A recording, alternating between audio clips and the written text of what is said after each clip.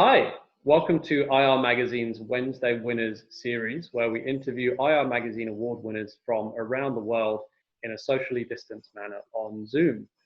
This week, we're joined by Mark Chyc-Cies, Vice President of Strategy, Planning and IR at Gibson Energy. So, Mark, thanks so much for dialing in today. Thanks a lot, Ben, for having me, and hope you're doing really well during these COVID times. Thanks very much, and same to you.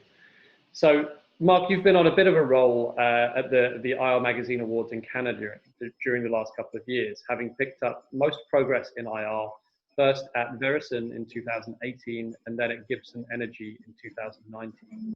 So I'm curious if you could start off by talking us through kind of the environment that you inherited when you joined both companies and how you tried to sort of establish or build an IR program in your own image at both companies. No, I would first start by saying that I think it was quite the honor to be not only nominated, but to receive the award at Veresen and Gibson. I think that very importantly, you need to acknowledge that it really does take a team effort to make such changes within an IR program. I think both at Veresen and Gibson, these were companies that hadn't put a lot of focus into the public message. And it was really helpful to receive really broad buy-in from the board, from the CEO, the CFO, and really the whole organization that this was something that, the organization was going to focus on. In terms of, trying to change perceptions, it takes a lot of time working with investors, which means you need to be out on the road with your CEO and CFO, and that's a big ask of their time because they've got a business to run.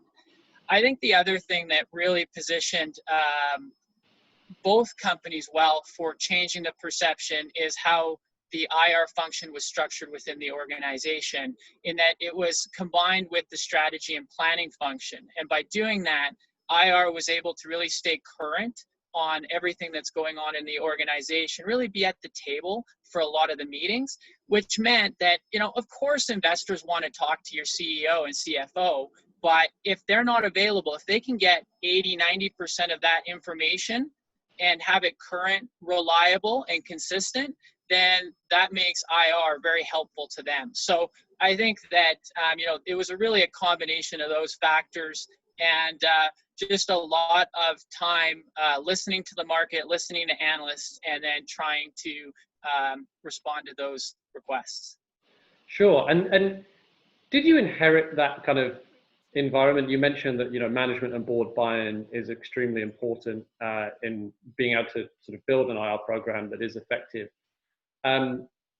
Was that explicitly part of the role, for instance, when you joined Gibson Energy? Was that part of the understanding, or was it a journey that built momentum as you came on board?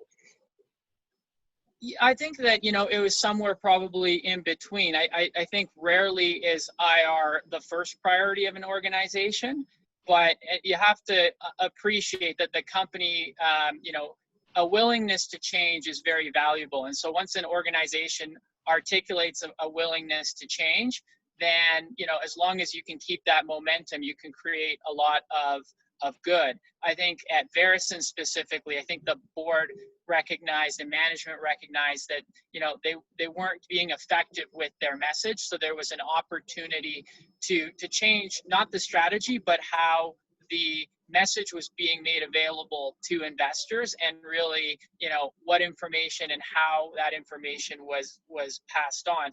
I think at Gibson, the IR and the strategy was a little bit more intertwined, in that Gibson felt that because of its suite of assets, it was trading at a discount to peers. Now, obviously, the strategy would be to divest of the assets that you feel are holding you back, but you also need to couple that with reestablishing the impression of the company in the market, which meant that, there was a commitment by the organization to get back out there, spend additional time on the road to really reestablish those relationships. A lot of investors had stopped following Gibson, so we need to reintroduce them to a new organization, a new management team, and a new strategy.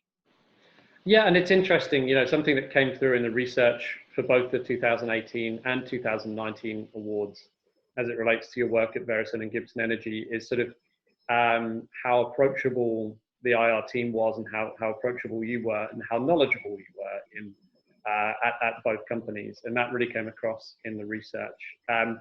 As it relates to what you're talking about there about getting out and meeting investors, communicating with investors more frequently, sort of re-establishing some of those relationships, how has that changed since the COVID-19 outbreak? Obviously, we're all doing a lot of these Zoom calls at the moment. So how have you adapted as an IR program? You know what? There's certainly been some silver linings of COVID. If anything, I think we're doing more investor meetings in the time of COVID than we were doing before. And I really attribute that to the ease of jumping on a Zoom call or on any chat forum for both the investors and for management. Not having to travel to and from conferences. Really, it allows us to, for most instances, to have both our CEO and CFO present at these calls. But also for investors, they don't have to ration their meetings as much, so they can also check in with us.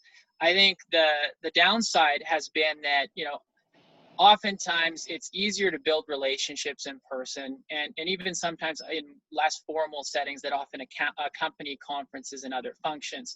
So I think that to the extent we've built strong relationships with investors, we know that investors' voice, their style, those meetings actually go very well, and there's very little absent over Zoom. I think it's when we're trying to really establish that kind of relationship that you wish you could get on a plane and spend that quality time in front of that person. Also, I think that, one thing that I'm trying to be very mindful of is that, a lot of folks in my organization that are still trying to learn how to do the IR function or other things, this is a more difficult environment for folks to learn and to bring others up to speed. So I think we should, as IR professionals, be really mindful of nurturing the next generation, because this is a time that's very difficult for them because they don't have those networks and those relationships in place. Sure, absolutely. And with that in mind, do you think you may continue doing some virtual investor meetings when we've inevitably moved past COVID-19, whenever that is, in some of the instances that you talked about with investors where there are relationships that are existing? Would you consider continuing with virtual meetings after the fact? Yeah, I think that it'll definitely be part of the go forward, investor contacts. I don't know that I would hazard a guess of whether it's going to be 80 or 20/80. I think it really will depend on what investors want. I think, you want to go back to the principles of being accessible and timely. And so, if that works because of technology, that's great. But I think you're still going to need to get out, build new relationships, and keep topping up existing relationships, because we don't want to just rely on just Zoom all the time. It isn't all the same. Sure, absolutely. And finally, Mark, what are you doing outside of work to stay sane? It's nice to see you at your back garden in this video. So it's nice that you have access to an outdoor space while working, but we're all struggling a little bit to maintain a work-life balance at the moment. So how is that going for you? Yeah, I think that, maintaining balance is important whether we're in COVID times or not. I think that one of the challenges of the IR profession is that we do spend a lot of time in airports, hotels, and restaurants. And so, and away from the people we care about. So it's, I think, really important to have something that you do to keep you balanced. So for me, it's really been more of that, the same things I did before, which is spending time with my family. When it's summertime here in Calgary, it doesn't last long, but if you can, cycle for about a quarter of the year, it's great. But I think it's important just to make sure you're taking the time to take care of yourself, so that when you jump on those Zoom calls, you're bringing your best self. Yeah, absolutely. Well, with that in mind, Mark, thanks so much for joining this Zoom call. We really appreciate you dialing in, and thanks for sharing a little bit of your story today. My pleasure. Thanks a lot. Thanks.